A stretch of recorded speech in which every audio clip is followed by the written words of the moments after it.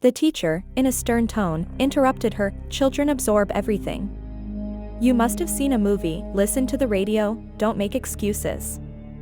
At that moment, Matteo entered the living room. His large black eyes rested on the teacher. Good morning, teacher.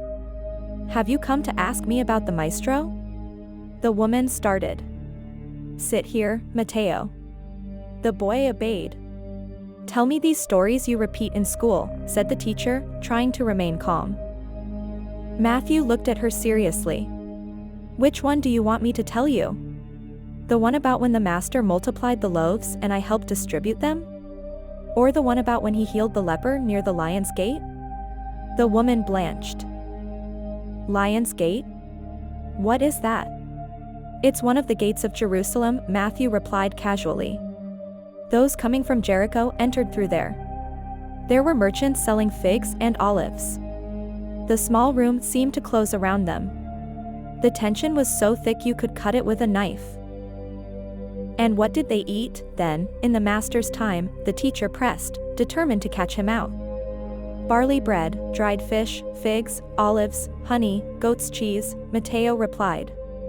And on special occasions, roast lamb. Meat was rare, because it was expensive. Usually, the poor almost never ate it. The teacher began to sweat. And how did they dress? We men wore long tunics, brown or white, depending on our wealth. Over them, a cloak, when it was cold. Women covered their heads and wore dresses down to their feet. Our feet? We protected them with leather sandals, but we often went barefoot. The teacher's face tensed. So tell me, Matteo, what was Jesus like? The child smiled sweetly, and his voice became caressing. He was taller than Dad, but not by much. He had dark brown hair, always a little windswept. A short beard. Big, strong hands, the hands of someone who works with wood. But the most beautiful thing were his eyes. The color of honey. When he looked at you, you felt he could see right through you, see your soul. The teacher stood up abruptly, shocked. This child is either sick or possessed, she exclaimed. At that moment Jochen entered, just back from the workshop. His voice boomed, Father Miguel can come whenever he wants. But no, teacher, that this is not the devil. This is the truth about our son. The woman gathered her things, visibly upset. I will talk to my brother. This story cannot end like this. The battle had just begun. That afternoon, an unexpected visitor knocked on the door, Don Evaristo Morales, Leon's official chronicler. A 70-year-old man, with a wooden cane and a straw hat, he was famous for having dedicated half a century to studying extraordinary phenomena in Mexico. I came for the child, he said bluntly. For 50 years I have been collecting testimonies of inexplicable events. I would like to ask him some questions. What kind of questions? Jochen asked warily. Questions about historical details that don't appear in any textbook. Details that only archaeologists and ancient history specialists know. Speranza and Jochen exchanged an uneasy look. What if he doesn't answer? Jochen asked. Then we'll know it's all imagination, Don Evaristo replied. But if he does answer, he left the sentence hanging in the air. He wasn't alone. With him was Dr. Elena Vasquez, a historian at the University of Guanajuato specializing in biblical archaeology. A 40-year-old woman with black hair tied back, thin glasses, and that stern look that only years of excavating among ruins can convey. Good morning, Herrera family, she said formally. Don Evaristo told me about your son. As a scientist, I'm skeptical, but curious enough to want to listen. They all settled down in the courtyard, around a wooden table. Matteo stopped playing and approached. He was wearing his favorite blue t-shirt, with an embroidered eagle, and jeans that Speranza had patched so many times they looked like a map of tiny scars. Good morning, the boy said in a firm voice. Dr. Vasquez looked at him with the analytical gaze of someone who had studied lost civilizations for years. Hello, Matteo. Do you know why I'm here? Yes, ma'am. You want to know if I was really with the master. The woman's heart skipped a beat. Exactly. That's why I'm going to ask you some very specific questions. Are you ready? Matteo nodded and sat down on a chair too large for him, his calm expression contrasting with the agitation of the others present. The doctor opened her leather notebook and sharpened a pencil. Matteo, she began in a neutral tone, if you were really in Jerusalem during Jesus' time, tell me the name of the pool where people went to seek healing. The boy answered without hesitation, it was called Bethesda. It had 5 porticos with stone columns. It was always full of sick people waiting for the water to move. The doctor paused for a moment. Those words perfectly matched the archaeological excavations conducted in Jerusalem in the 1960s, which had confirmed the description in the Gospel of John. And by which gate of Jerusalem did you exit when you went to Bethany? Matthew immediately answered, by the sheep gate, east of the city. The flocks that were brought to the temple for sacrifice passed through there. Don Evaristo and the doctor exchanged a heavy look. How do you know it was called Sheep Gate, son? Asked the reporter. Because we went out there so many times with the master, when we went to visit Lazarus, Martha, and Mary in Bethany. Mary always welcomed us with freshly baked bread and honey. Matteo, urged the doctor, describe Lazarus's house to me. It was 2 stories, made of white stone. In the center was a courtyard with a well. Downstairs were the kitchen and storage room, and above were the bedrooms. And there was a terrace, where Mary sat and weaved in the afternoons. Hope shivered. Those descriptions were too precise for a 6-year-old. And was there something special in that house? The doctor asked. Matteo nodded. Yes. They had very large clay jars for storing water and oil, about that big. He spread his arms, showing the size. And Maria held a small jar with a very precious perfume. The doctor's eyes narrowed. What kind of perfume was it? Pure spikenard. It smelled like the flowers that grow on distant mountains. Maria told me it was worth more than my family earned in an entire year. The courtyard fell silent. And what happened to that perfume, Matteo? He asked in a broken voice. The child's eyes filled with tears. Mary poured it on the master's feet, a few days before they killed him. Judas was angry, saying it was a waste, that the money could have been given to the poor. But Jesus said that Mary had done a beautiful thing. That the poor would always be there, but he wouldn't stay with us much longer.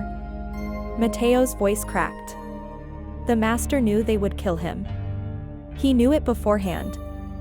But he didn't leave. Dr. Vasquez closed her notebook with trembling hands and walked away. Don Evaristo joined her. What's going on, doctor? Asked Speranza. The woman turned, her eyes shining. In 2019, we excavated in Bethany. We found the remains of a 1st century house, identical to your son's description. Courtyard with a well, clay jars, 2 stories. But those details haven't been published. The report is still confidential. Jokin gaped at her. You mean Matthew is describing things he couldn't have read anywhere? Exactly, the doctor whispered. And that's not all. She turned to the child. Matteo, do you remember your name, when you were the helper who brought in supplies? The boy said without hesitation, my name was Samuel. Samuel, son of Aaron. My father made clay pots in Capernaum. The doctor paled, clutching the trunk of the orange tree. My God. Hope ran toward her. What does this mean, doctor? Her voice cracked. In the Nag Hammadi apocryphal manuscripts, written in ancient Coptic and discovered in Egypt in 1945, there is a reference to a young man named Samuel ben Aaron, the son of a potter from Capernaum, who followed Jesus in his final months. But these texts have never been translated into Spanish. They are not accessible to the public. Don Evaristo's eyes widened. Are you saying the child knows names that appear only in secret, untranslated manuscripts? Exactly, the doctor replied. At that point, Matteo stood up and took the woman's hand. You found something else in that excavation, didn't you? Something you didn't tell anyone. The doctor stiffened. How do you know? You found a small, broken vase. And it still smelled of spikenard, after 2,000 years. The woman's face paled. Her legs gave out. She fainted under the orange tree. While Don Evaristo and Joaquin ran to help her and Speranza went to get water, Mateo remained motionless, his gaze lost in the distance. It was as if he were seeing something no one else could. When the doctor regained consciousness, she said in a weak voice, "We need to contact the Vatican. This is bigger than we can imagine." And the news spread throughout the neighborhood. The boy who claimed to have known Jesus had convinced an archaeologist. On the morning of October 30th, 2024, the Herrera household awoke to a buzz. Esperanza rose early, preparing coffee and pastries for guests who would change their lives. At 9 a.m. sharp, 3 people arrived in the courtyard. Dr. Vasquez wasn't alone, she was accompanied by 2 men of great importance. Father Giuseppe Martinelli, the Vatican's special envoy for unexplained phenomena, was a man in his 60s, with perfectly combed white hair and a white cassock. Impeccable, with blue eyes that seemed to read the soul. He spoke Spanish with an Italian accent, which gave him an aura of solemnity.